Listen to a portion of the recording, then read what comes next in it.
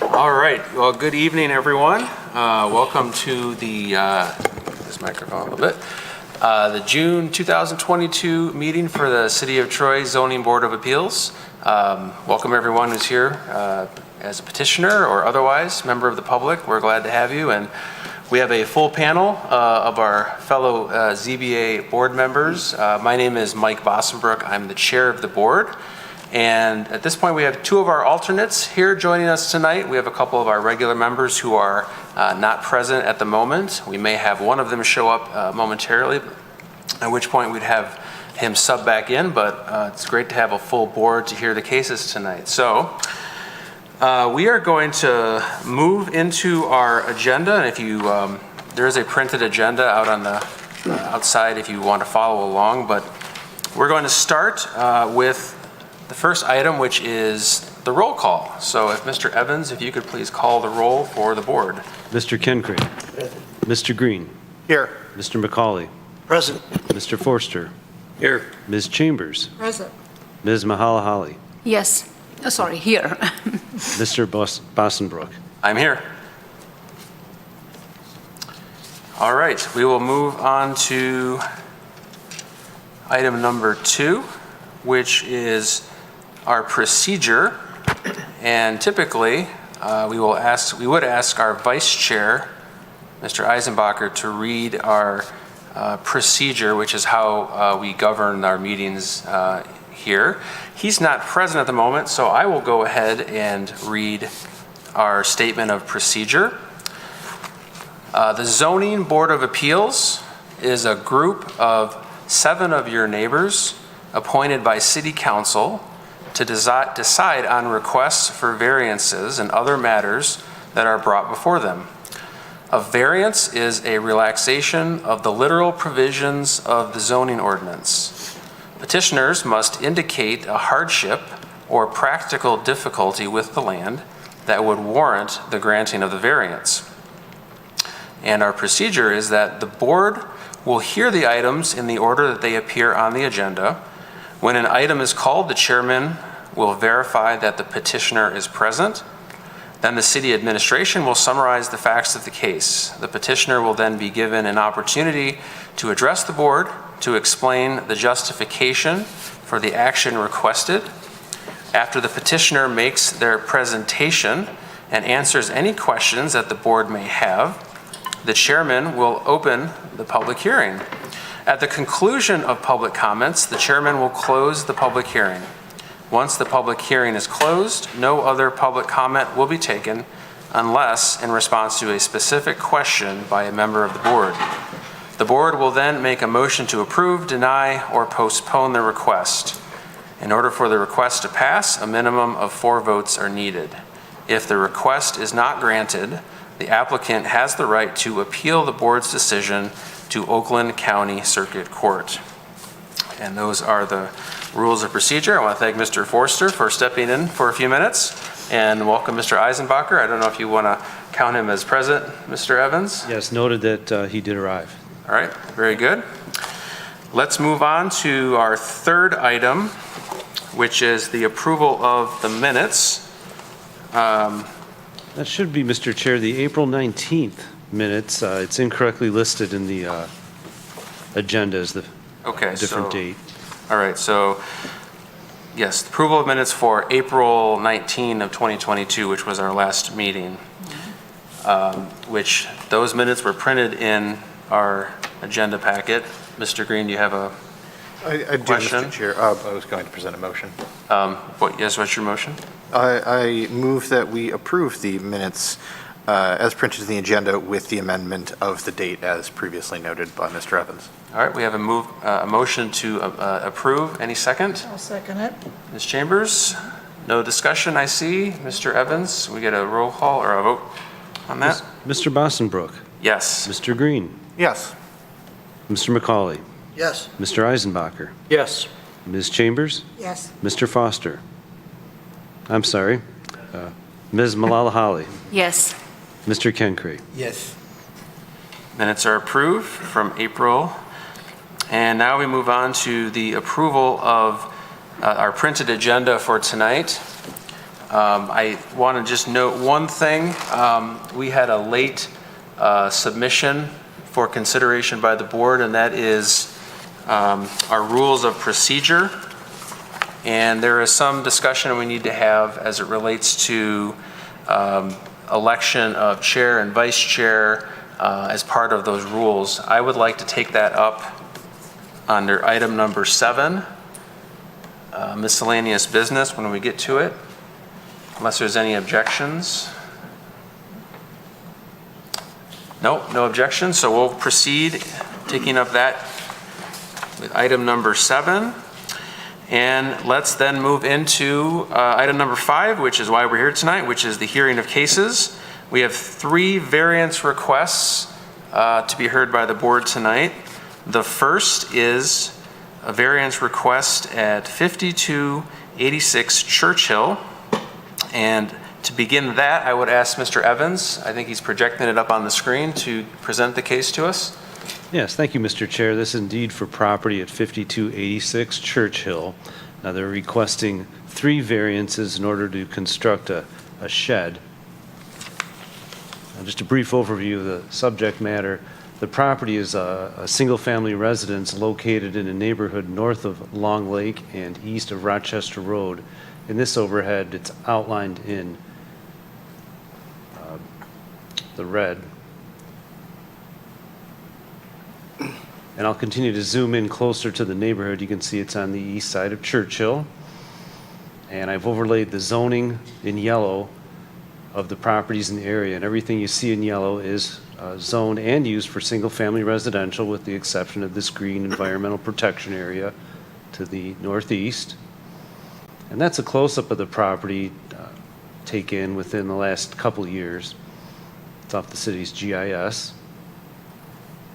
And this is the proposed shed that they would like to put up, subject to receiving variances.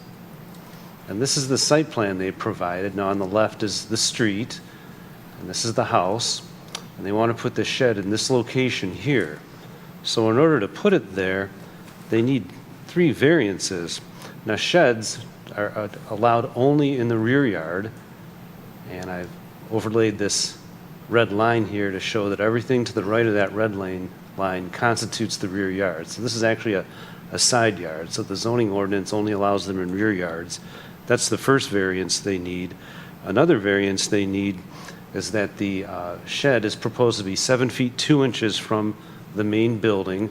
The zoning ordinance requires it to be 10 feet away from the main building. And the third variance is the shed is going to be just about on the north property line. The ordinance requires a 6-foot setback from that property line. So that summarizes the request. I'll entertain any questions from the board. Mr. Green? Just for clarification, is the shed expected to be at the property line, or is it the slab beneath the shed, or do they share the same footprint? I don't think I have enough information. Maybe we should double check with the applicant. Right. Any other questions for city staff at this point? I have a question, Chairman. Yes. Mr. Evans, in this area, in the subdivision, have we granted any variances for a shed in the past? Well, I didn't research that. It's something I wouldn't normally research, so I don't know. Okay, thank you. Any other questions? Mr. McCauley? I'm looking at the one photo, the most close-up one photo. What is that to the north side of 5286 there, right in the middle? Which That one. photo? This one? Yep, right by where your little pointer is there, yep. What's this? That. I don't know, but perhaps the applicant could tell us. Okay. All right, not seeing any further questions for city staff. At this point, would the petitioners or their representatives for 5286 Churchill, if they would like to step forward to the podium here, and if you could identify yourself and your relationship to the property, and just try to make sure you speak into the microphone so we can pick up your voice. Thank you. My name is Ivana Baczynski. My name is Marcin. We are the owner of the house for the last couple of years. Okay, thank you for coming tonight. You're welcome at this point, if you would like. We do have the documents that Mr. Evans showed just previously. We have that in our record. We've reviewed it. You're welcome to, present anything else you'd like the board to hear at this point. The floor is yours. So we can answer the questions.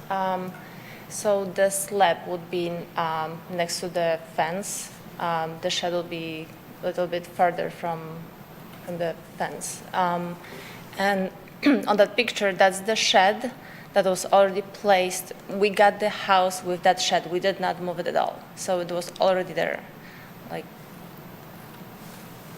And we don't know if any permission was needed or not. We just got it with the house. When did you purchase the house? As of September 5th, 2019. 19? And there was an existing shed? Yes. Okay. The neighbors' sheds were also back then. Are there any members of the board? They answered a couple questions, but any other members of the board who have questions? Yes, Ms. Lalahali? Hi, thank you for coming. So there was an existing shed when you purchased the house. Is that a usable shed at this time? It is. Yeah, it is. So I take it you need a bigger shed to house more of Exactly. whatever. Okay. Just like the trash cans, kind of. Okay. Good. One more quick question, not related to your property, but I did see in the GIS imaging there that you saw your neighbor's property. Behind that, is there something sitting? No, behind Okay. it is just like the. Okay, there was an image, I wasn't entirely sure what it was. Okay, got it. Thank you very much. Mr. Eisenbacher? In this aerial view, whoops, Sorry about that.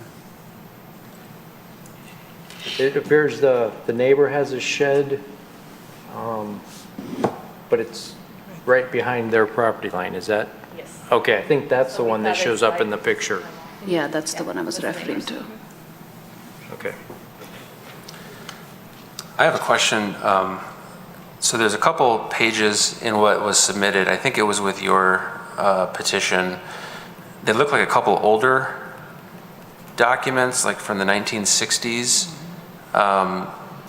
Could you explain? I couldn't quite make sense of what those were trying to explain. Do you know what those were for?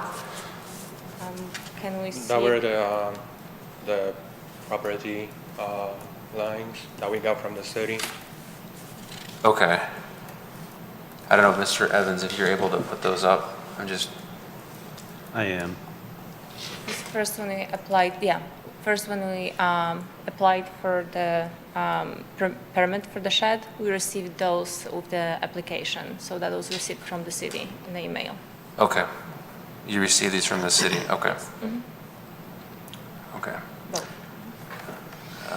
Mr. Kenkry. In your backyard, there are two green circles you have shown, marked French drain. So this is the location of the catch basins, those two? French drain pipes, if I'm correct, that's the name of it, the drainage. Okay. Yeah, those two. And the reason, are the city drains, or these are drains that the previous owner had put in, do you know? It was already there. It was already there. Okay. When we purchased the house. But do you have like a water collection issue in your backyard? No, there isn't.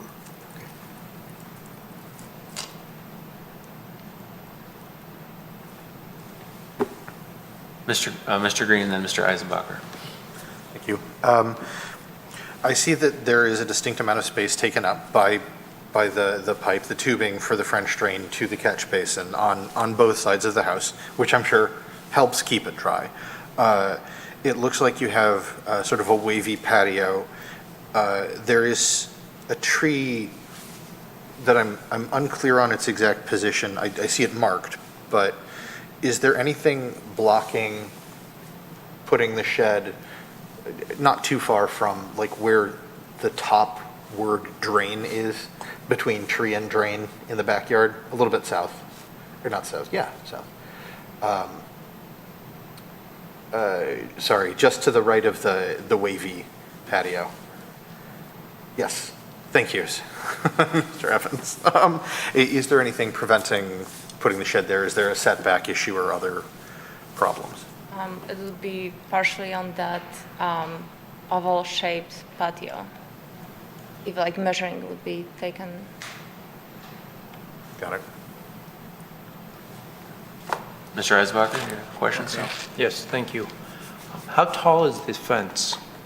Fence? Yeah, I would say about 4 or 5 feet.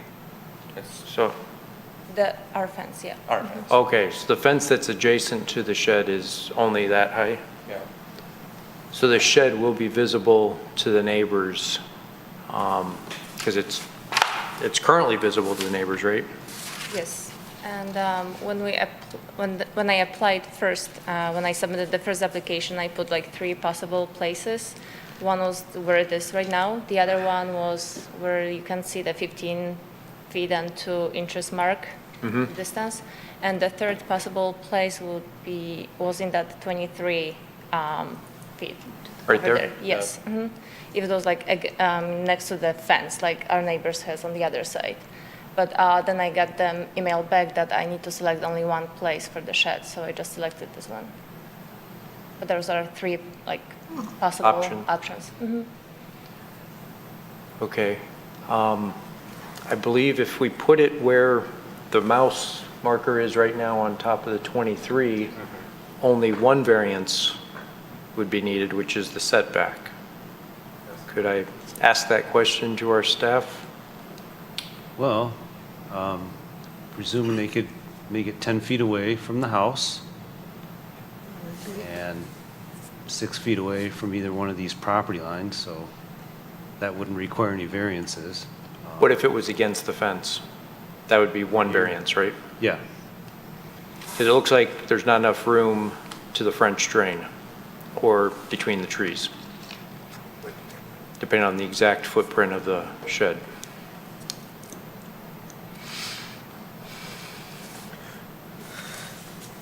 Okay. Thank you. Mr. Green, again? Actually, I think you've got 2 over there, and then I'll come back. Thank you. You said you had to pick one, so you picked that one. Would you be opposed to having it essentially near where your neighbor's shed is? Would that be okay by you? That'd be okay, like next to the tree, because there's like, Yeah, it behind cannot the put tree. like mirror reflection kind of, just next to it. Yeah, shed, tree, and then your shed. Yeah. Mr. McCauley, and then Mr. Kingery? Is your backyard sloping or level, or what is the topography? There's a little bit of like water next to the, like on the, widok nacisnuty krzaki. Na samym końcu. Side of- Yeah. So yeah, there's like a little bit of water when it rains. Because Right it's about, not like like- flat, In the corner, more the backyard. Like the yeah, backyard, this one right backyard. there. Yeah. Like all the line. I don't know what side of.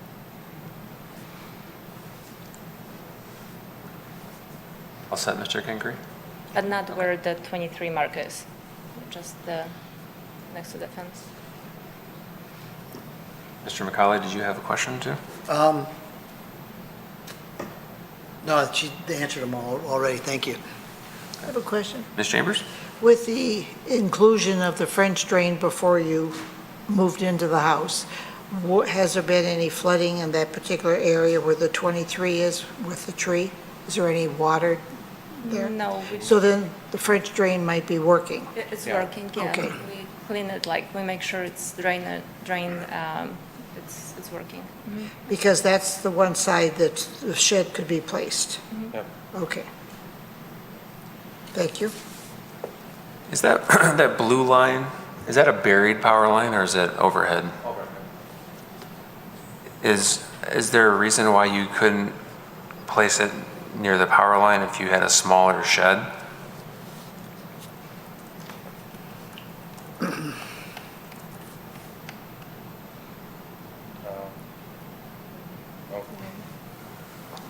I mean, we already have the shed, which is disassembled right now.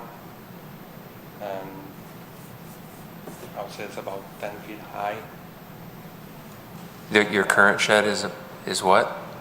No, the current shed is about this big. Okay, We But already purchased the this new one. one is about 10 feet. okay. So we'll be touching the power lines. Mr. Green? Just as a sort of a point of order, I don't think you're allowed to put anything under whether it's going to touch it or not. No. I believe that, and maybe Mr. Evans can correct me, I don't believe you're allowed to put a structure underneath a power line without permission. So it would be a moot point, or no, I'm just wrong. Honestly, I'm just not sure. Okay. Okay. Any other questions? I'm not seeing any. Well, thank you for answering our questions. You can have a seat, and then we're going to take this back to a period of public comment and then some deliberation from the board. So at this point, I will open the public hearing. If there's any member of the public who wishes to speak on this, you're welcome to come up to the podium. I'm not seeing anyone come up to the podium, so I'm going to close the public hearing. And then we will now bring this back to the board to deliberate.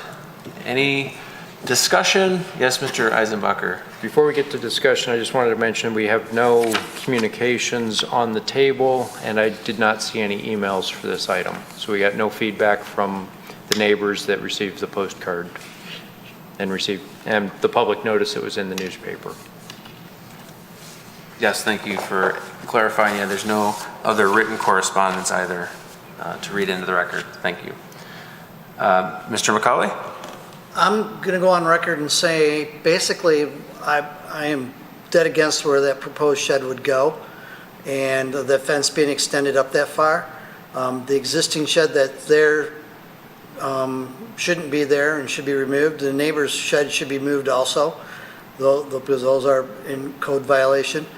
I look at the spot next to the tree where the 23 is, and that would be the ideal spot. Mr. Evans, can you go to the picture of the shed? If I look at that shed there and the way it's placed next to the fence, I'm guessing that's going to be 6 feet away, and that would need no variances. That would need nothing. They could put it in that type of style next to a similar fence. So from my perspective, there's no need for any variances at all. They could put it back there, put it 6 feet away from the fence and call it a day. Yeah. Thank you for your input. Anyone further? Or any motions? Mr. Green and then Ms. Malalali? Along those same lines, I tend to agree. I would not support the request as presented to us for variance because it's an inappropriate position to put it there, and there are better options that either require fewer or no variances. If we're going to move in that direction, I would like clarification because I agree, eyeballing it, it looks like it should fit without variance, but if the property owners do know that definitively one way or the other, I would be interested to be aware of that. Okay, we'll go to Ms. Malalali next. I guess I was thinking the same as Mr. Green just mentioned. We just want to make sure that the new location or the location that was previously proposed but did not come to motion is a location that this 10-by-8 shed can be placed, and that there is room for everything that they would like to use it for.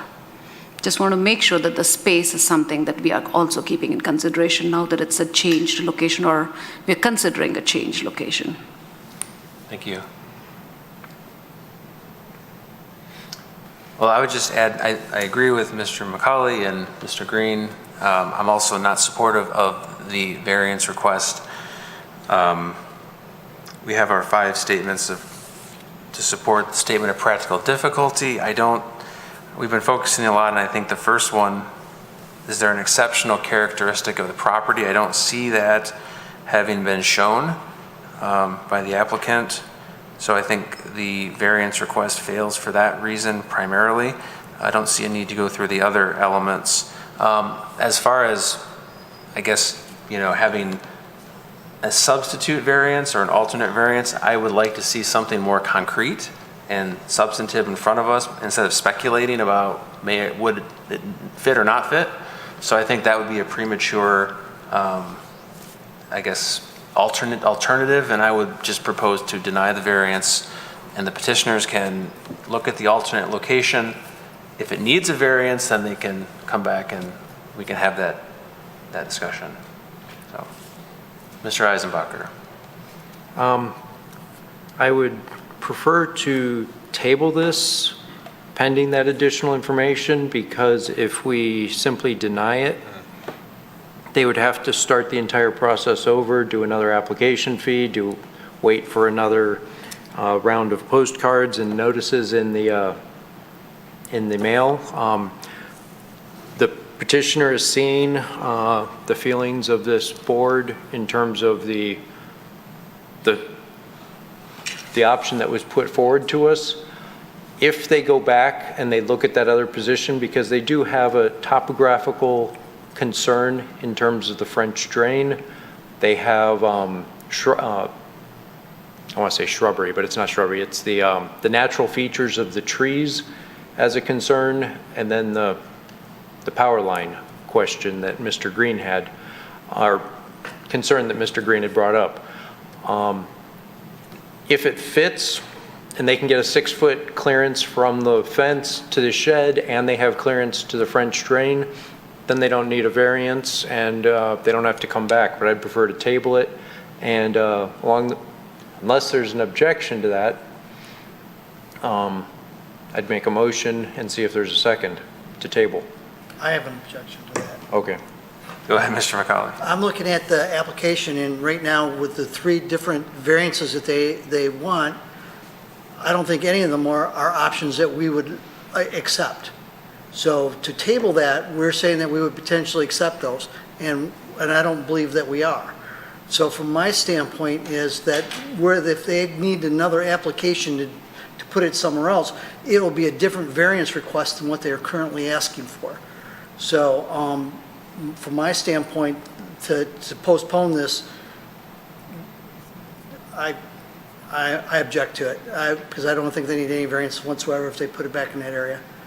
So. Yeah, I think I agree with Mr. McCauley, just because I think for purposes of public notice, we have to tell the public, here's the variance that, we're proposing to grant, and it's these 3 variances right now. I think if we postpone it, we're essentially sort of considering an alternate variance that would look much different in practice if we approve it in a month or 2 months. And I don't know that would be proper notice to the neighbors on what would eventually be a potential variance that looks different. Anyway, Mr. Green first. Did you have? I waive. Okay, Mr. Concrete. If you put the slab next to the catch basin, does that in any way change the landscape, or that it changes the flow of water and it affects the functioning of the French drain? I'm not an expert on that, but I don't know. I don't know if that changes the effectiveness of the French drain if you have a slab next to it. It's kind of an open question for me. Mr. Green. It's a fair point. We'd have to see the actual grade of the land and everything else, but as long as they're not building over the French drain piping, which you would not want to do anyhow, because that would absolutely defeat the purpose, having it, should it work, anywhere in the backyard is going to be a better location, both for drainage purposes and for fire prevention, because having it on the side, one of the main reasons for those setbacks is to provide a natural de facto fire break between residences. And by having that abut the house and then abut the fence, abutting the shed, abutting the next house, that's a fire corridor that you're building. And I'm not saying that it's going to catch fire, but that's why some of these codes exist, and I think that's a poor spot. So if anywhere, it'll be the backyard, wherever that may fit, pending what our applicants come to us with, if they do. Okay, thank you. So I guess we've had some discussion. I guess I would move to deny the variance request. Factually speaking, I don't believe that it satisfies the five elements to demonstrate a statement of practical difficulty. As discussed, I don't think there are any exceptional characteristics to the property that make this particular parcel different than other similarly zoned parcels in the area. There's no narrowness or shallowness, smallness, there's no irregular shape, et cetera. And I think we've demonstrated that there is an alternative or alternative locations or uses to accommodate the request. So I would move to deny the variance request. Is there any second? Mr. Green? I second. Mr. Green seconds. Is there any discussion on the pending motion? Mr. Green? I would just additionally note that one of our goals, I would assume as the city, and then us in some ways, would be to encourage not needing a variance and encourage compliance with the zoning code. So if we, as much as I don't want the applicants to have to come back to us requesting something else, make another fee, come to us again, if they find a way to make this work in the backyard, it will also remove the non-compliant existing structure. So I think that's a benefit of this as well. Great, thank you for that additional comment. I think we're ready for a vote, Mr. Evans. And the motion is, pending motion is to deny, so yes would be deny and no would be not to deny. Mr. McCauley, Yes. Mr. Bossenbrook, Yes. Mr. Eisenbacher, No. Ms. Chambers, Yes. Ms. Malala Holly, Yes. Mr. Kenkre, Yes. Mr. Green. Yes? Motion has been approved. The variance is denied. Thank you for your presentation tonight. We're going to move on to our second request, which is 157 Wilton. Mr. Evans, if you're ready, you can give us your presentation. Thank you, Mr. Chair. This is 4157 Wilton, and this is a variance request to construct a home addition closer to the rear property line than the zoning ordinance allows. This is an aerial view of the subject neighborhood. This property is east of Livernois and south of Long Lake Road, and 157 Wilton is near the bottom, outlined in red. I've zoomed in with a little different perspective. Everything in yellow you see is zoned and used for single-family residential, so that is the prevalent use in the area.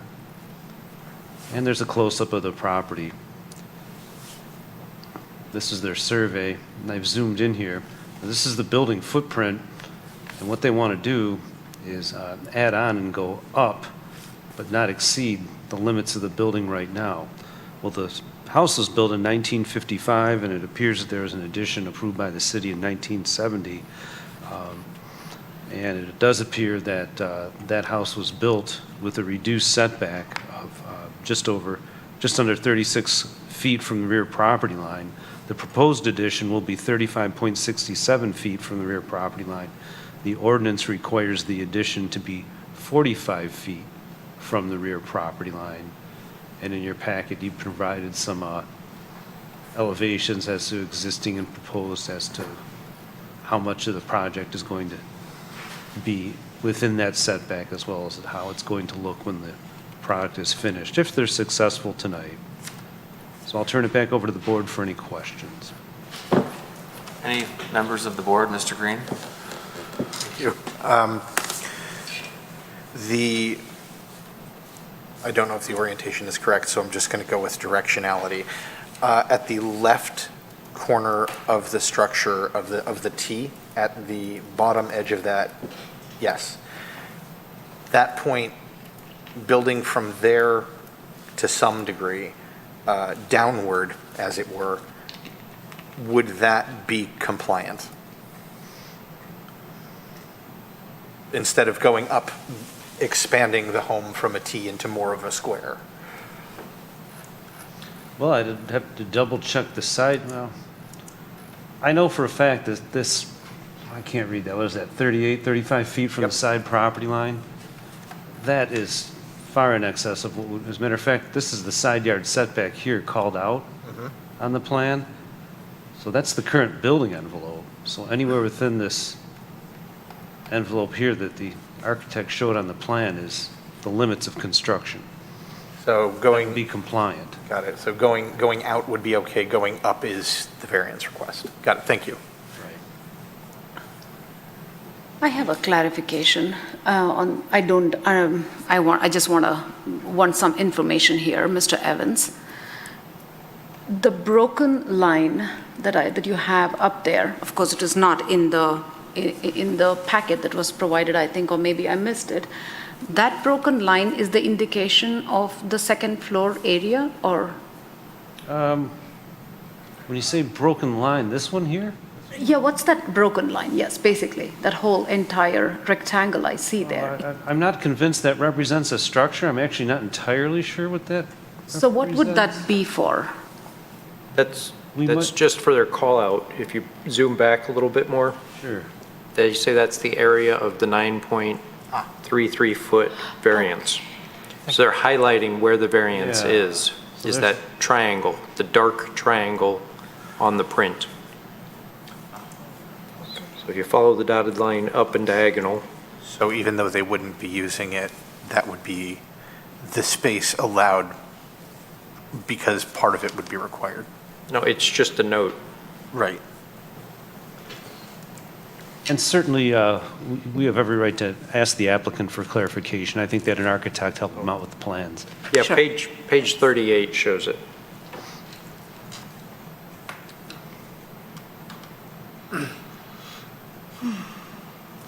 Okay, any further questions? Nope. Okay, I think we're set. Thank you, Mr. Evans, for your presentation. At this point, if we have the representatives or the petitioners for this variance request, just come on down. Please identify yourselves and your relationship to the property, please. Good evening. My name is Joe Latozis. I'm with Design House Architecture. I'm here on behalf of Ryan and Caitlin Hawtaw. Let them introduce themselves. Say hi. Homeowner Ryan Hawtaw. Hi there, I'm Caitlin Hawtaw, homeowner. Welcome.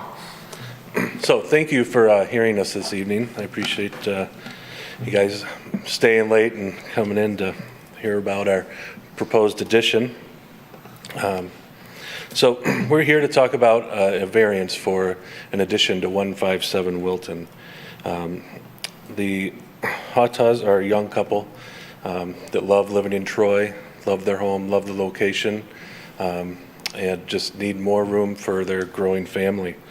As part of that, they came, well, we know Caitlin pretty well, so Caitlin came and said, we'd like to do an addition to our home. We took a look at the home and the layout of the home, analyzed it, and the best option for an addition to this home is to go up, to utilize the existing HVAC systems, the plumbing locations, the electrical systems, is to go up in that kind of central part of the home. The southern area is all garage. The northwestern little square is a raised family room. So the most logical place for an addition was kind of in the center, directly above where 157 Wilton is in the drawing that's on the board. So the existing home is, as you can see, 35.67 feet from the rear property line. We believe that at some point, possibly, the setback may have been 35 feet. I've done other similar projects in surrounding neighboring communities where that was the case, homes built 50, 40, 30 years ago. As the community grows, the zoning changes, the zoning guidelines change. The residential districts go from a simple R district that's blankets the entire community to multiple different R districts for different densities. We believe that is the case with this project. Let's see. So, trying to go through my notes here and make sure I hit everything. So, the hardship for this, because we believe the existing zoning did change possibly from a setback to the current 45, that this home is now in nonconformance, not at the fault of the homeowners or the previous homeowners, or the builder or the municipality or whomever. And that to utilize the existing systems within the house, HVAC, plumbing, electrical, foundations, and the economic factors of the construction of the addition, it makes most sense to raise and add a second floor to that area. So we are not proposing to increase the footprint within the non-conforming area. We are only proposing to add a second floor in that area. So we're not increasing the non-conformity by any distance. We're just increasing it by the second floor of the structure. The Hawtaws did speak to their neighbors, and Robert and Shirley Evo at 180 Bellhaven Drive do support the project and the variance. I'm not sure if they submitted any documentation to you, but we did have an email from them that we'd be more than happy to share with staff. We have one. Oh, wonderful. So we are here to answer any questions, provide any information we can on the proposed addition or setbacks or what thought process that got us to this point. So I just have one question to start out. So maybe it's not quite clear the history of the property, but is it your understanding that when this house was built, like in the 50s, that Correct, yeah. it was conforming to whatever the zoning? I don't have any documentation that backs that up. We were not able to find anything. It's just from previous experience in surrounding communities that has been the case. So that I kind of use that thought process towards this project. And I thought Mr. Evans mentioned, was there an addition in the 70s that was put on? There was an addition in the 70s, Okay. and that addition is actually more non-conforming than the original house. Well, and what was that addition that was? That is the northwest kind of nodule on the home. So I think the home used to be a L, upside down L, and right where that cursor is, that addition was done in the 70s, which is closer to the rear property line than the original home. Okay. And do you know if there was any, did they? To our knowledge, there was no variances granted for that. Okay. All right. I think Mr. Green was next and then Mr. McCauley. I think actually Mr. McCauley. Okay, Sorry. Mr. McCauley is next. Okay, so I'm looking at the one picture that has that rectangle that we were talking about, dotted line. That's nothing, correct? That's just indicating where the rear property distances are and where the existing non-conformity, Okay. conforming part of the building is. So it's, yeah, just kind of a I just wanna make indication sure- bubble. So yeah. then I just want to make sure that, so basically what you're saying is you just want to put a second story on I the just want to existing put a structure. second, that's it. That's Yes. all we want to do. Some of the monster houses are putting in there right now, they're bulldozing those. Oh, that was my other question. Is your house on a slab or a basement? So it's like an 80% slab. The addition is the only part that has a basement. Okay. The rest is all slab. Okay. I know they're mixed in there. Are there any other houses in that area with 2 stories?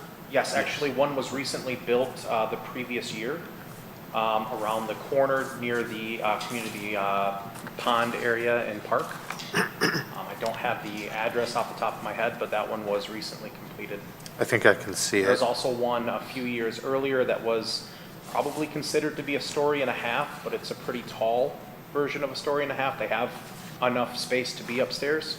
That one was completed after they bulldozed that house and built that slowly.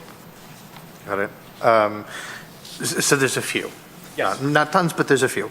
And then, sorry, I've lost my train of thought. I'll come back. All right, well, Question? Ms. Chambers? Looking at the plan of a T, it says 60 foot wide, so your second story will be the same 60 feet on the second floor?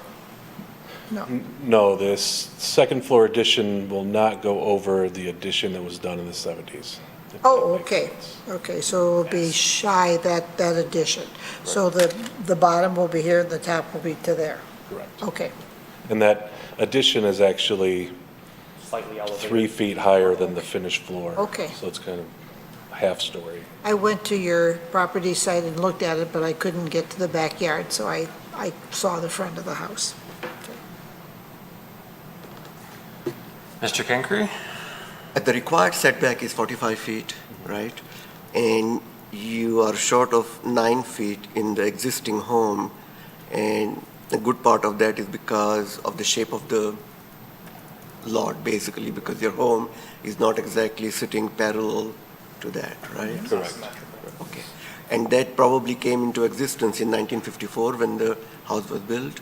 Correct. Okay, and it's just interesting that I think the city of Troy was incorporated in 1956 or 57. So I think this was probably when Troy was a township, the home was built.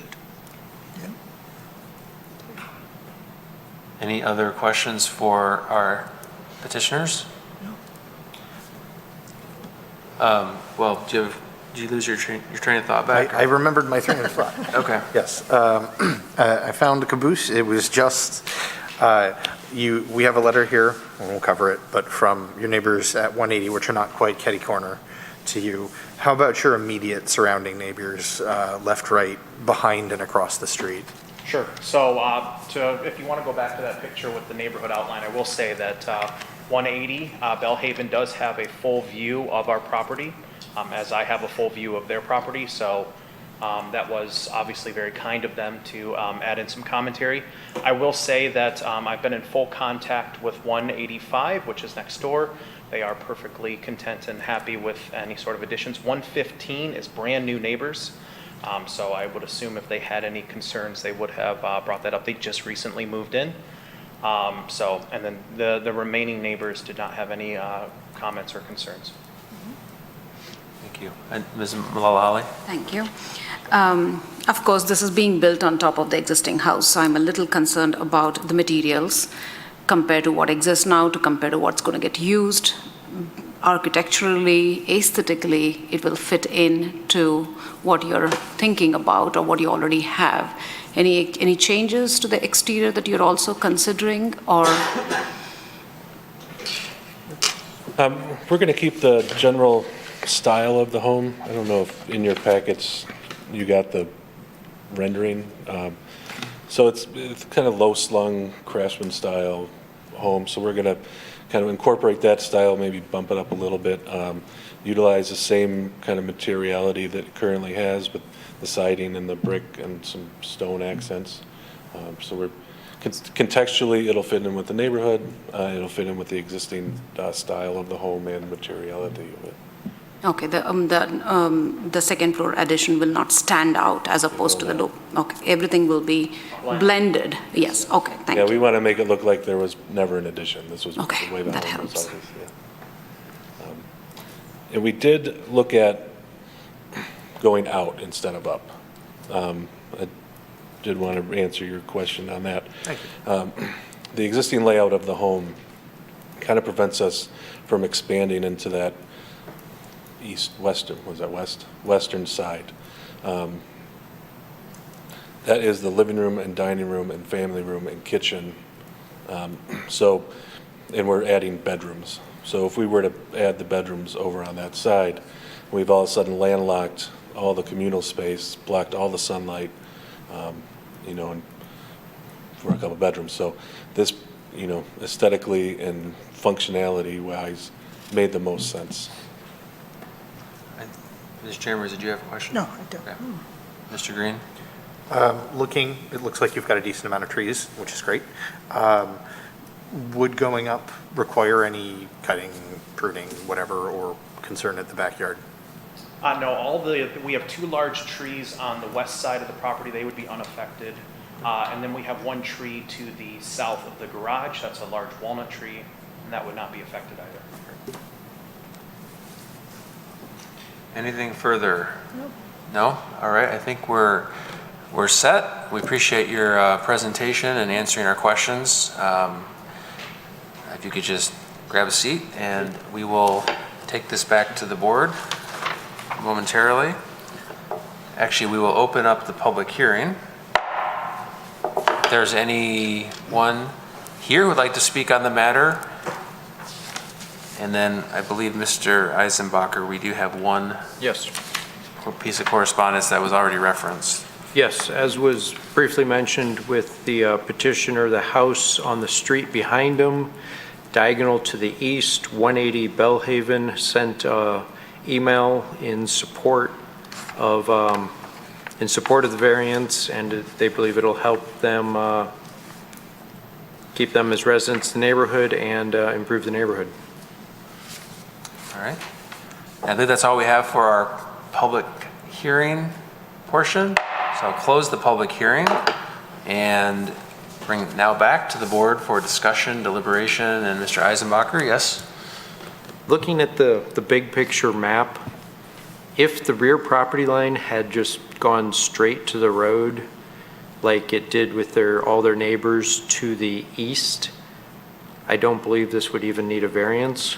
It seems like they were lining up the front of the house, and this is pure conjecture, lining up the front of the house to sort of match the others, and then either the zoning ordinance, as was mentioned at the time, at 35 feet potentially, or whatever caused the house to be back. I don't think that this will have any effect on the character of the neighborhood because it's already this way. It should be an easy one to pass for all of our criteria. For the sake of time, I'd like to move a resolution to approve and see if it gets a second. Second. Motion by Mr. Eisenbacher, seconded by Mr. McCauley to approve. Do we, yes, Mr. Green? You have open discussion. Within that, I think absolutely there are exceptional characteristics of the property, as mentioned by Mr. Eisenbacher. The shape is very unusual. There are a couple nearby that are a bit odd, but they're not as strange as this trapezoid. The characteristics making compliance difficult are clearly for those premises. I struggle with point C. It's a family. It's by nature a personal nature. Not that that's in any way bad, but it is one of our characteristics, part of our practical difficulty points. However, the characteristics which make compliance difficult weren't created by the previous owner. That's created by changes or even creation of zoning ordinances in the intervening years since the original structure or even the addition was put on. And as noted by the comment from the neighbor and just from looking around, it would not be harmful to the area. It looks like it would spruce it up a little bit and match nicely. Thank you, Mr. Green, for adding those facts and analysis. Anyone else would like to speak? No? I think we have no further discussion, so we have a motion to approve the variance for Mr. Eisenbacher and seconded by Mr. McCauley. And so yes would be to approve the variance request, and I think we're ready for a vote. Mr. Evans? Mr. Eisenbacher. Yes. Ms. Chambers. Yes. Mr. Bossenbrook. Yes. Ms. Malala-Holly. Yes. Mr. Kencree. Yes. Mr. Green. Yes. Mr. McCauley. Yes. All right, thank you very much for presenting on that. That variance request has been approved. And we will now move along to our final item for cases tonight, which is the variance request at 2775 East Square Lake. So Mr. Evans, whenever you're ready, if you could present that to us. Thank you, Mr. Chair. Yes, they're requesting a variance in order to construct a home addition. The subject property is on the north side of Long Lake. And that's, I can't read that. What street is that? East of DeQuinder, thank you. at Square Lake, I'm sorry, yes. And the subject property, all surrounding property, including property across the street as indicated in yellow, is used and/or zoned single-family residential. There's a close-up of the subject property outlined in red. Note that the property line is set back further than others in the area. And this is out of their application. This is what the front of the house looks like now. And this is the area of the addition shown on their plans. They want to add a covered front porch to the front of the house, right in this area here. And the zoning ordinance requires that additions to the house be set back at least 50 feet from the front property line, and this addition is proposed to be 20 feet from the front property line. Now, I did do a little permit research, and this is from the building permit when the original home was constructed in 1984. I'll zoom in here. And the permit at that time does show the existing setback to what was the property line. And I'm trying to determine if that's a 52 or a 25. I think that's a 52. I'm looking for some other measurements here. But either way, some of the things that we see when this house was constructed was that there's a ditch and the pavement was in a different location. That's angled right there. So it does appear that quite possibly the property line changed due to right-of-way acquisition, but that's only speculative. But I found that today, showing the house to be what appears to be 52 feet from the property line at the time the house was built. So that provides some insight as to why the house is situated currently 26 feet from the front property line. So I'll turn it back over to the board for any questions. We'll start with Mr. McCauley. Has there been an engineering study on this in relationship to Square Lake Road? What kind? I'm not sure. Well, I don't think so, but If I'm they not. decided to expand Square Lake Road, how will they be out of compliance from distance from Square Lake Road? They're supposed to be 110 feet away from the center line of Square Lake Road. I don't know. I didn't look into that. Mr. Eisenbacher? Could we have a look again at page 43 that shows the setbacks or the property lines, the GIS?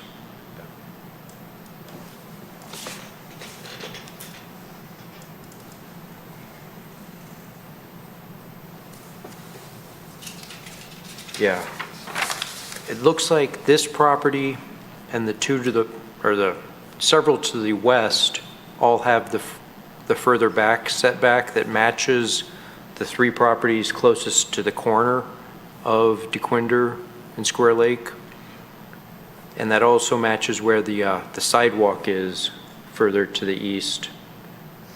So I believe that would answer the concern from Mr. McCauley, because those all have the further back setback that appears for right-of-way.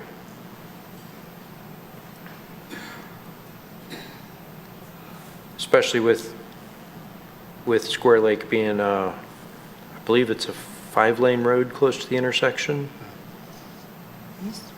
with turn lanes, or 4 lanes with turn lanes.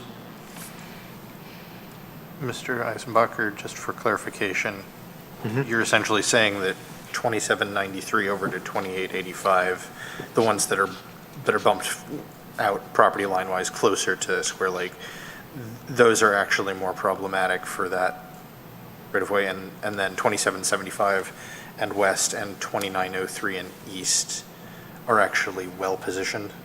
Yeah, that's Mr. McCauley's concern about the setback to the center line of the road. They have the further back setback that clears the sidewalk and matches the city right-of-way. All right. Any further questions for the city staff? Seeing none, we could have the petitioners for this variance request step forward again. And please identify yourself and feel free to present your variance to us tonight. I'm Regina Fairman, homeowner. Don Fairman, homeowner of 18 years, which is making me feel old, by the way. And Brian Shishakli, I'm the architect from Vanguard Design Group, working with Regina and Donald. All right, well, thank you for being here tonight. And again, like, we have your materials, but if you want to direct your presentation to us, you know, the statement of practical difficulty and other questions that maybe you've already heard discussed, that would be helpful to us. Yeah, so when we started working with them, one of the first things that we caught was the setback issue. And so we talked to them about the likelihood we're going to have to come here to talk to you guys tonight. So thanks for coming out on a Tuesday night to chat with us. To answer Mr. McCauley's question, when we do our analysis, just even on like a Google Earth, to hit 110 feet from the center line as it's existing isn't plausible now. We're already within that, at least as measured on our end. So we're based on where the house is from the center line of the road to the face of the house is within that 110 feet.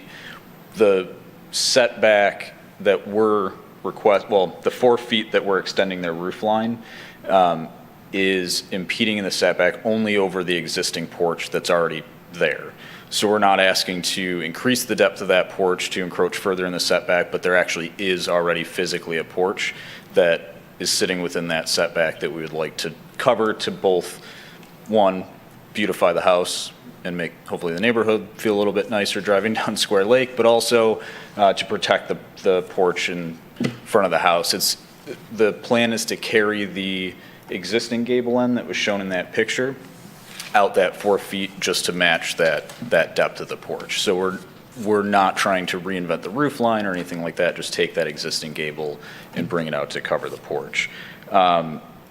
We did notice the jog as well in the property line, and I think that was, again, a bit of speculation, but at some point the city had potentially started or was hoping to sort of get an extension of the right-of-way across all of Square Lake, and that by doing that, it automatically effectively put this property out of compliance by default, because it brought their house based on the property line now to a 25-foot setback rather than the required 50 by the ordinance. So basically, our concern is that, you know, we're not trying to increase noncompliance, but that the property was put in noncompliance, and we're just trying to cover something that was already kind of inadvertently put into noncompliance.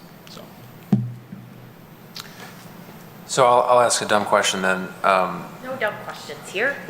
I have plenty of them. 2775, so at one point then, was the property line actually out further to the south? Prior to us buying it, it was. Yes. Okay. And there was some sort of like eminent domain or something, or? Something occurred, yeah, that changed it from this 52-foot setback to what's now shown on the GIS and the property description that we can pull along with their mortgage information, that it's 25 now. Okay. Something occurred that shrunk that, yeah. Okay, yeah. Any other questions from members of the board? I am not. Okay, Mrs. Chambers? Just to verify, the porch is there, and its depth is not changing. No. Its width is going to go under what looks like a living room window and the door, and it'll widen that way. To match the gable, Yes. the gable width, yes. That's- But the depth of it is not changing That's at what all. I see in your drawing. Yes, that's correct. All right, well, I think we have had our questions answered, so thank you for stepping up courageously to field our questions. You can sit down and we'll move along.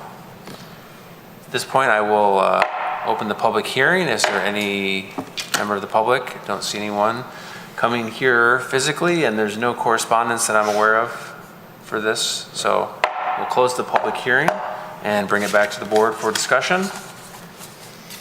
Motion, deliberation? Mr. McCauley? I think it would be a great addition to your house. I think it would really make it look really, really nice. My concern is down the road, when they expand 19 Mile Square Lake Road, if they do, what will the city say about your house?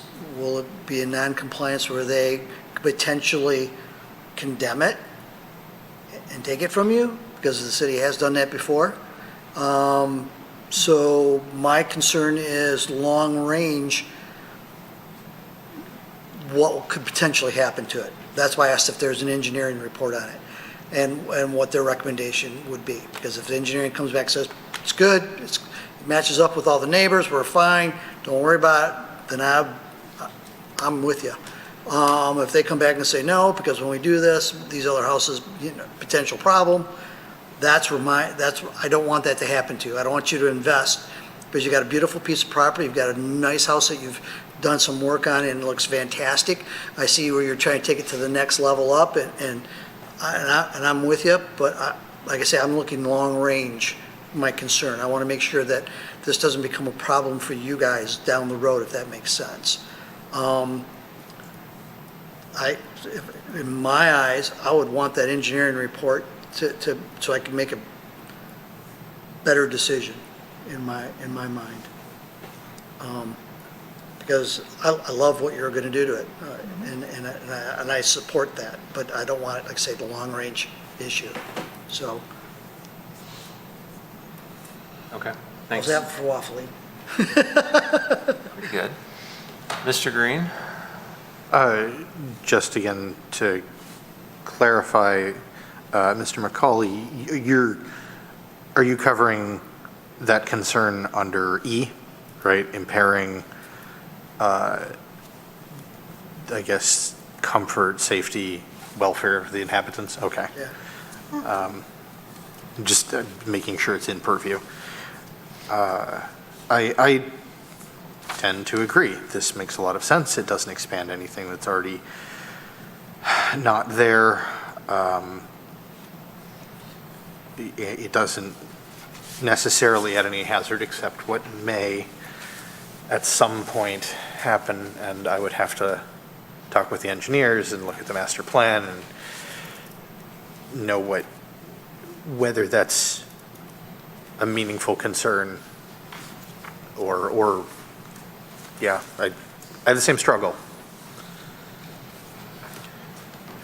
So can I ask a question for Mr. McCauley, just to explore that concern?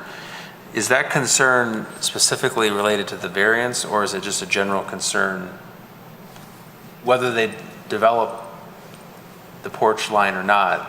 Arguably, there's this concern about they could lose, and we're speculating, but I mean, I guess I'm trying to tie that concern. Is it tied to the variance, or is it just tied to the fact that that's where their house is?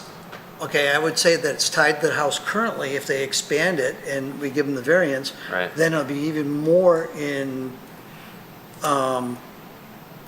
egregious, or will be more of a encroachment on the setback than what they'll be closer to the road than what it is.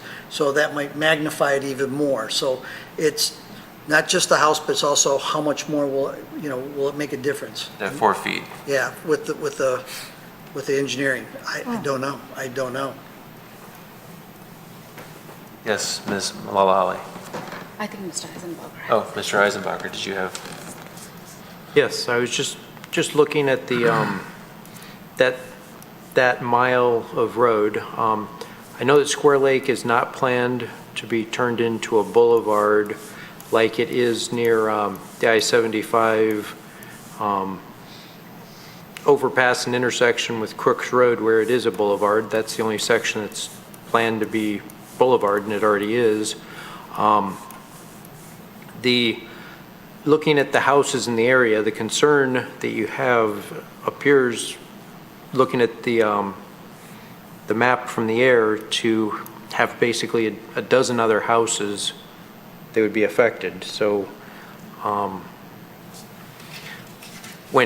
know that when Rochester Road was expanded, there were 2 or 3 houses that were really close to the road. This one is well behind where that sidewalk line is, which is usually the limit of where any road expansion would be, because the sidewalk's set back so it doesn't have to get torn up. I don't have a problem with the road. Looking at our list of concerns,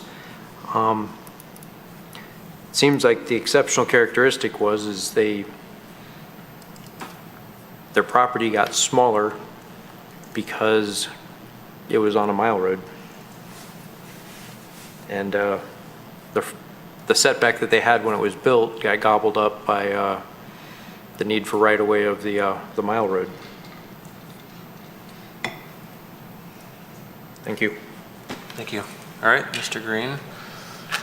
It's my understanding that while this will certainly make the property look nicer, should this be approved and get built, as per, that the goal isn't so much beautification as preservation. There is a gable right now that comes just to the front of the house.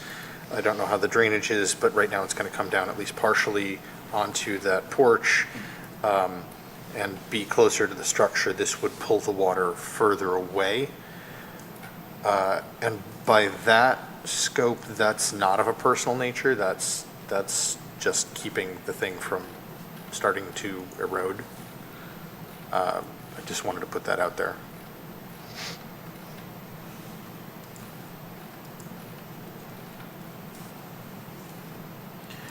Well, I guess I would, go ahead, Mr. McCullough. Can I ask petitioners one question? Sure. Yeah, if you want to come forward, one of the petitioners or all of you, just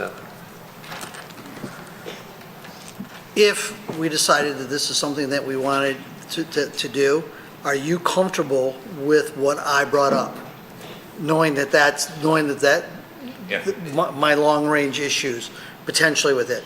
If you, I mean, you say, yep, we understand that, we're good with it, we still want to do it. That's why I want to hear from you, because that way you know that this is something. Yeah, answer I would say is absolutely yes. 100%. And only that we've had to deal with that being a potentiality at some point. Okay. Anyways, you know, That's- I mean, we've talked about that over the years with, hey, if they do expand, are we comfortable? And Yeah. it's going to push it back even more, but we're fine with it. That's for, of the house. I guess that's my own personal peace of mind, Yep. knowing that you're okay with it, because I'd hate to get down the road saying, you guys approved this and look what happened to us, you know? You know, but I mean, you know, but not that I'd say you would do that, but I mean, that's, sometimes you kind of go, they should have known better, they should have stopped us. But, okay, thank you, I appreciate it. all right, thank you. Mr. Evans. Well, while the board was deliberating, I had some things I took a look at to try to help give some clarity. So this is the current thoroughfare plan within our master plan for the city of Troy. And this basically gives a snapshot of the ultimate right-of-way width for our primary roads in Troy. And I'll zoom in on the legend. I want to focus on the narrowest right-of-way called out, 120 feet. And on this map, that's going to be in green. So I'm going to move to the corner of the Square Lake and Equinder here. As we can see, it's all Square Lake from DeQuinder past John R. is all green. So the thoroughfare plan calls for the area in front of their house to have a 120-foot wide right-of-way. The next thing I did was take a look at the city's GIS, and it's got a measuring tool on it. And in my experience, the most I've ever seen it off might be 5 feet. So when I did a measurement of the distance, and these are existing property / right-of-way lines, the orange lines, I'm going to take a measurement here across the street, and that says 117 and a half. So we're pretty close to 120 now based on that information, and I'll just offer that for what it's worth pursuant to your discussion. Thank you. All right, thank you, Mr. Evans. you have anything else? Discussion? I just want to add just a little thought here. Square Lake and Livernois, that intersection, we have 2 or 3 homes that sit right on the street. Like when I say on, I mean there is hardly any feet separation for those homes. That was a potential question when Mr. McCauley brought it up. I was thinking about the eminent domain issue. And it is true, those properties, if it were to get widened at some point in time, that would be the issue. But in this case, I was just curious, and I want to know my colleagues' thoughts on this. But since they are not planning on extending the porch, they're just trying to cover the existing porch area so that they can protect the front of the property, the doorway and the siding from damage, weather damage or water-related damage. I'm thinking we are still talking about the same area, except now it's open, but it's going to be potentially covered if this were to be approved. Am I correct in my understanding? So technically speaking, there is no square footage that we are considering aside from already what is sitting. Aside from the fact that what they already have, you're not looking into any extra square footage here. It's just the covering of the porch, correct? And not even walling in. And not even walling in, correct. Okay. And this definitely, my 2 cents, definitely adds value to the house. Aesthetically, it looks wonderful, updated entryway, which I think is an added home value and increases the aesthetic appeal of the general area. So I definitely think that this is something worth considering for us here. Okay. Thank you for adding that. I think we're nearing our end of our deliberation. Do we have any, Mr. Green? I move that we grant this variance. Do we have a second? I move to grant. Yep, okay. I'm sorry? Did someone second it? I thought I saw Mr. McCauley's hand. Well, I was just drinking. Oh, I'm sorry. Okay. Ms. Chambers, are you I'm sorry, Mr. I Evans? will second it. Mr. Go ahead. I know we've been discussing for a little while. Did we do the public hearing? Yes. Good. I second Mr. Green's motion. Okay, so we'll do that. We'll do Mr. Green. Motion to grant, seconded by Ms. Malala Holly. Is there any further discussion? I know we've talked about some of the elements of our statement of practical difficulty and how they are satisfied here. I think the one thing I would want to add, I think it's related to, I think we've talked about the exceptional characteristic of the property. I would just want to add for D that this is not created by the current or previous owner. I think it's tied to what we already talked about. There's been action on the property reducing the setback that was not attributable to them or a previous owner. So I think that's been satisfied.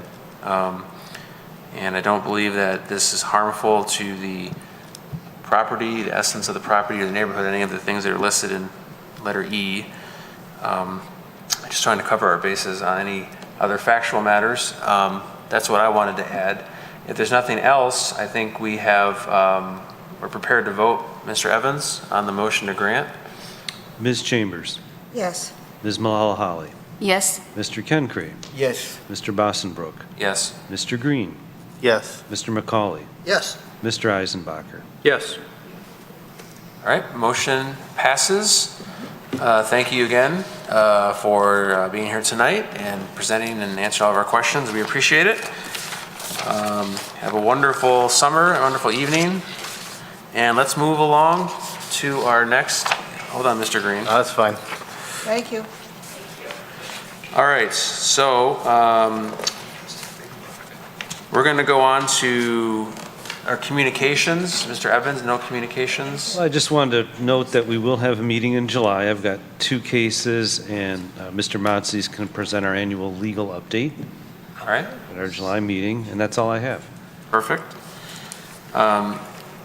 Mr. Green, did you My have? point is moot. I was going to thank one of the petitioners. She's a veterinarian based on her outfit.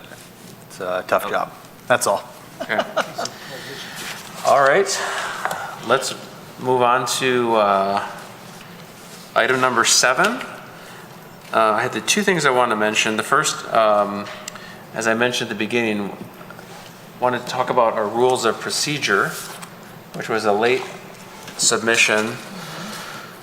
And I can let Mr. Evans correct what I'm going to say, but I don't believe that we have to approve these, but there is a provision in Article 1, Section 1, which requires this board to annually, in its May meeting, elect a chairperson and vice chairperson. We did not do that. We were not here last month.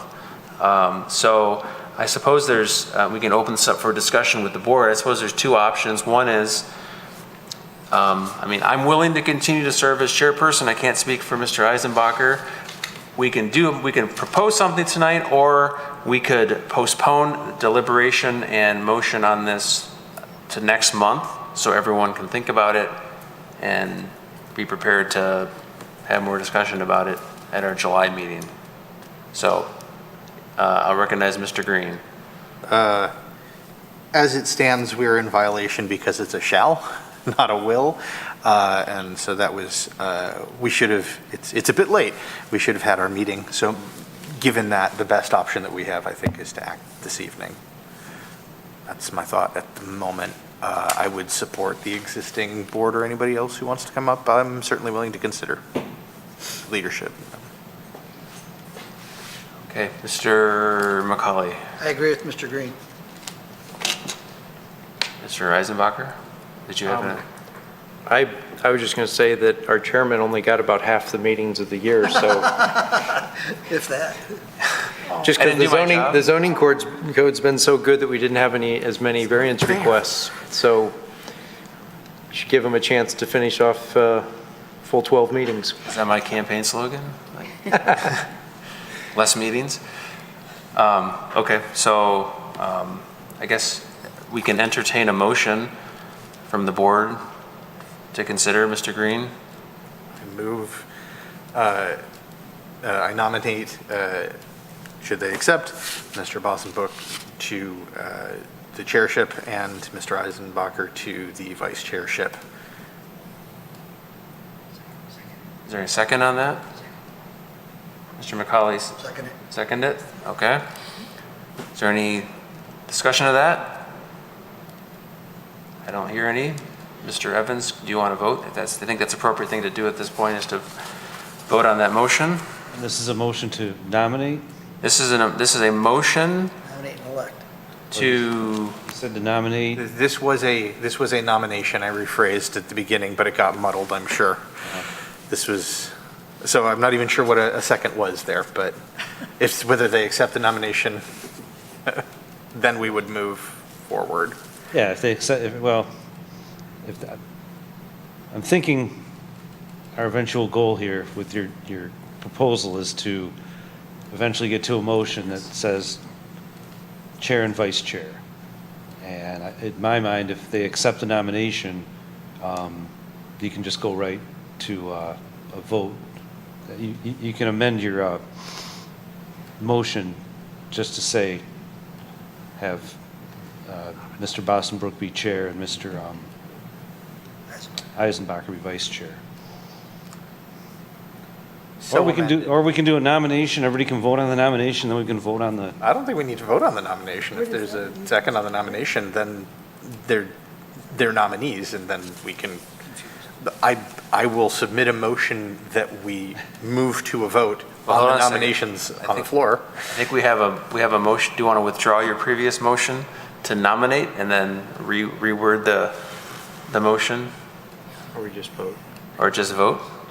I say we. For the record, I will accept the gavel again for the next year. There's a gavel. There's a gavel. Yeah. Got it? Yeah, that's why I do it. Right. Break heads. So modified and so moved. I move that we vote to elect Mr. Bossenbrook as chair and Mr. Eisenbacher as vice chair for another full term Bosenbrook and Eisenbacher, around dozen and 22. All right. Any second on that? If we need it? Second it. All right, we seconded. Mr. Evans, I think we're prepared to vote. Okay. Ms. Mahalalahali, Yes. Mr. Kenkre, Yes. Mr. Green, Yes. Mr. McCauley, Yes. Mr. Bosenbrook, Yes. Mr. Eisenbacher, Yes. Ms. Chambers. Yes. All right. Congratulations. Great. Thank you very much. Appreciate we can Can we- not have to defer that to next month, and I appreciate the, 2022 or minimum 12 meetings? well, let's see. I believe We've already years. voted. May. That motion May of is off the table. 2023 will be the next, However many we get. the next election. Yes. You may actually want to consider amending the bylaws to provide something to that effect in May or the next regular meeting or something. I mean, you don't have to do that Next today. Scheduled meeting? Yeah, yeah. So we don't have to, Do this again. So we don't have to So worry. they're not in Mr. violation. Eisenbacher. So I'd like to make a resolution to request our Assistant City Attorney to draft language for modifying our rules of procedure so that the election in Article 1, Item 1, will be as stated. Question? Ms. Chambers, you have a I question? have a question from our attorney. Is the word "shall" correct, or is it "will"? Well- It's whatever you approve, but it's, I'm Because going to may, second the motion may that's is on the floor. waffling. May is a waffle. But "shall" and "will" to me were the same. But but I think I understand what your request is. I'll prepare something. But Okay. while we're at it, right now, there's also a provision for electronic meetings. And I actually researched this because Mr. well, then we're good. Evans reminded me that I should do that. Thank you. Right now, the Open Meetings Act requires everybody to appear in person, with one exception. People who are on military duty can still participate electronically, so the board still has to make available the means for a member to participate electronically for that one reason only. Right now, the rules also say that the public can address this board electronically, and the Open Meetings Act still allows that, but it's no longer mandatory. So you may want to consider whether or not you still want to allow members of the public to communicate electronically. And I could maybe come up with a couple of different proposals for you to consider next time. Mr. Green? I would ask that the Assistant City Attorney do so because I would love to see language that allows ongoing ease of input by our fellow citizens. Doesn't it, I'm sorry, you said, does it currently allow it or doesn't currently allow it? It allows, the Open Meetings Act still allows members of the public to address the board by remote means if the board has authorized it. This board has authorized it in its current rules. So the question is, do you want to continue to authorize it, or do you want to change that? So that's the issue. But I guess to get to your, so it currently permits, we currently permit members of the public to participate remotely if, but Mr. Green, I think, so we already have that, I think, in. Withdraw. So the question would be, would we want to, as a board, change that to not, I guess, make it available? Would we want to pull it back into an in-person requirement, except for the, I guess, where the or the, or the other exception you mentioned from the Open Meetings Act? So. Board attendees. Board, yeah. Yes, Ms. Malahali. I would like to see what we have right now be continued so that we have maximum reachability, if that is the right word, for our Troy residents to attend the meeting or add comments or suggestions to the meeting, so. I read this earlier too. And do we still have, I'm assuming our city staff still has the capability, if they have advance notice, to do the Zoom meetings and set that up if that's something that the member of the public Yes. desires to do? Okay. And I know we did it once or twice with some success, so, all right. That's my question. Okay. Okay. So we have, I guess, one request to the city attorney for next meeting would be the proposed language for the elections. Just give us a little more flexibility if we don't have a May meeting in 2023 or thereafter. Okay? All right. And then the other thing I wanted to mention. You have to vote on it. Do we have to vote on the request to the city attorney? I don't think so. Okay. Language. Okay. We can vote on the language when it comes back to us. We get it. Okay. The other matter I want to just raise to the board, this is more of a notice than anything else. So I had a conversation with Mr. Evans this morning because I was looking at the statement of practical difficulty that accompanies, our agenda packets. It's in all of our agenda packets, and I think it's what also goes out to the applicants when they submit their requests. And I compared that to the actual language of our ordinance, the City of Troy ordinance, when it sets out what is the statement of practical difficulty and what are the 5 factors. And the last sentence on the first paragraph that says the practical difficulty must be clearly related to as many of the 5 standards below as possible is not consistent with the actual language of the ordinance. I don't know if Mr. Evans is able to pull up the ordinance. Yeah, I can do that. But to sum it up, the ordinance says you shall satisfy all 5 requirements to establish a practical difficulty. And I think it would, and this is an administrative document that the city provides, I think it would be of value to both us as board members and to applicants to have instructions or guidance that is actually consistent with the ordinance. So Mr. Evans and I's discussion was to revise their document so that it meets the same language as the ordinance. And that's actually been done. I did that today, and I actually lifted one of the sentences right out of the ordinance to be consistent and to demonstrate that all the following facts must exist. So that's been changed. Will be changed in all versions of the statement of practical difficulty.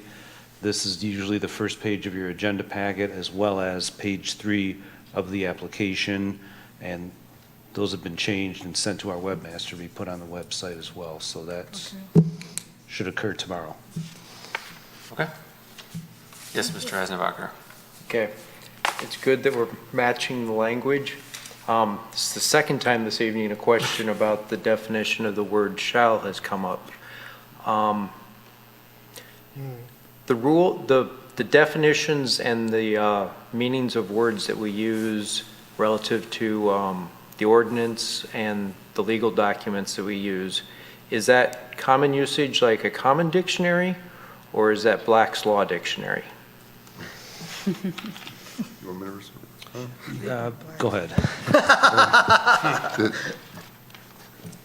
The language in a statute or an ordinance is given its ordinary and regular meaning, which would be a common dictionary and not necessarily a law dictionary. In fact, most legal cases use regular dictionaries rather than Black's Law Dictionary when they try to determine the meaning of an ordinance or a statute.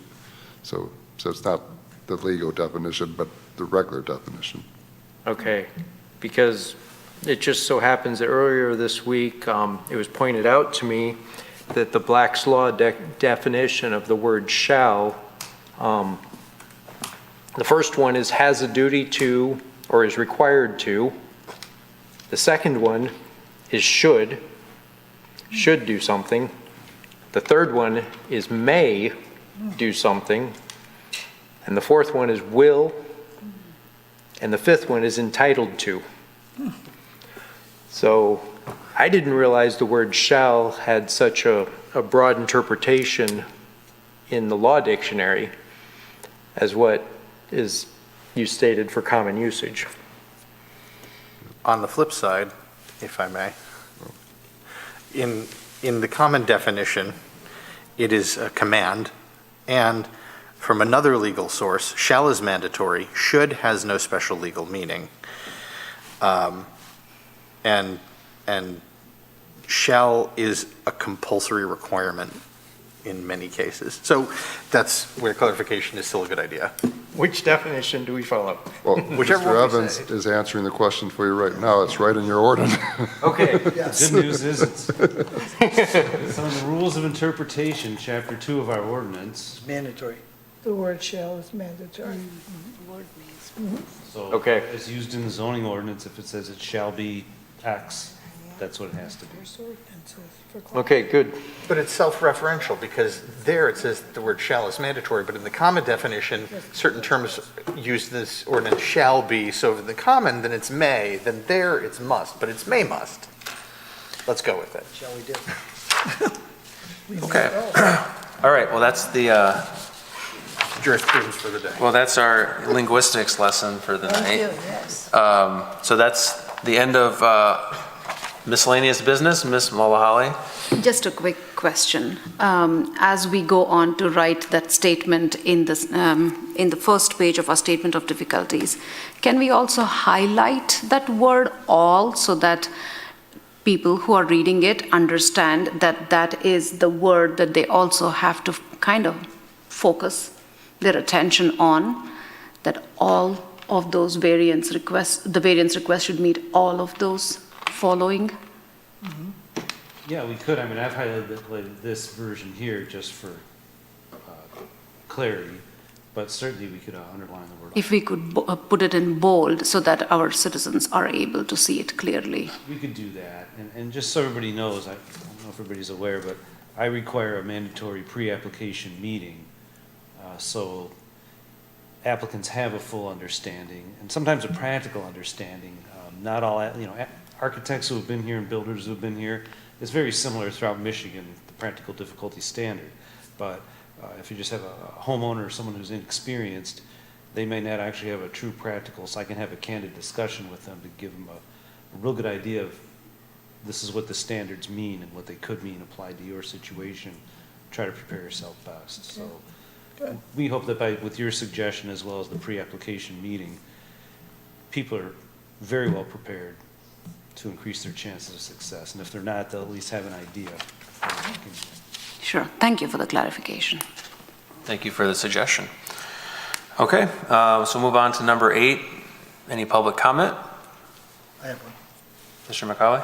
A couple years ago, when I first became a member of this board, one of the things that I struggled with was motions and how we state them. And that way, the importance of how we state them and listing the practical difficulties, how they meet or they don't meet the practical difficulties. And that has come back to help us when things have taken to Oakland County Circuit Court regarding some variances that we've denied, because it was very clear what we saw and what we did. We also, as a board, oversaw somebody wanting a different ruling from the Planning Commission, and we looked at their thing that said denied, but it had no explanation, and we didn't really get what that meant. We had no information to base that on. I would like to make sure that in the future that we get back to using those motions and stating our practical difficulties, why or why not, or why we're postponing it, so that way, if things do move on down the road, potentially on something, that we have our bases covered and that we have been full disclosure on what we're doing. Kind of makes things a little bit more clear and more precise for us. It's not open to interpretation, if that makes sense. I think it's I agree with that completely. I think that's a best practice. Yeah, for this exactly. board. That's where I was looking for. So if you look at after our statement of practical difficulty, we have templates put on there for motion to grant the variance, to deny the variance, and to postpone the variance. So when we, in the future, if we put them in those forms, those formats, I think that would be Helpful. helpful for everybody, because I always struggled with a motion on how to even state it. So this will help give you some guidance for that, everybody, including myself, because I still use it. And maybe Mr. Motzny could maybe touch on that when he trains. Yeah. Maybe some practical suggestions on presenting motions to the board for voting. Yep, I can, yep. Great, thank you. Anything else for public comment? Seeing nothing, we will now adjourn for June, and we'll be back here in July. Think so? Well.